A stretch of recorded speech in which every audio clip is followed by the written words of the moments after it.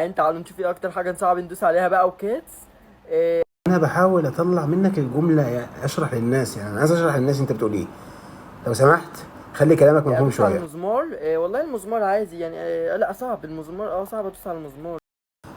اوكيتس. امم طب اوكيتس قلنا عادي. ايه بقى المزمار ده حضرتك؟ شكله ايه المزمار ده؟ انا مش فاهم.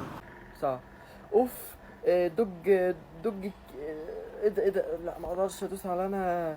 يكي يكي. اوف ايه؟ اوف دوج. ياي. انت عايز اللي يدجك. دي ايه دي جرثومه دي ولا قرش بكتيريا؟ دي عادي ممكن ادوس عليها، فيها ايه؟ كده دي يا اختي.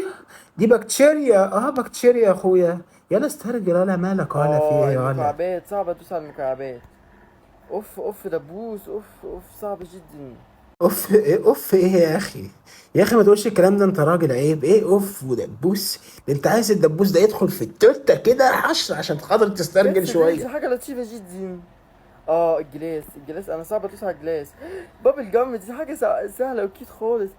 انت مالك قلبت على الليمب فتتح ليه كده؟ خلاصي هيفي، خلاصي هيفي، خليك بح. ايه؟ يلا استرجل، ولا ايه مالك ده، ولا. ادوس على دي نمله دي ولا دبانه دي ولا ناموس؟ مش صرصار. ده صرصار يا بيضة. مش عارف الصرصار؟ اهو دي خنفسة بست النسا تتجوزيني. اعرف. دي نمله دي يا جدعان ولا ناموس ولا قش؟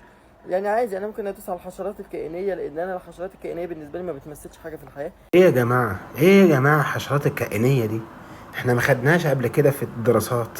حد يقول لنا يعني ايه حشرات دنماركية ولا كائنية؟ عادي جدا سهل جدا.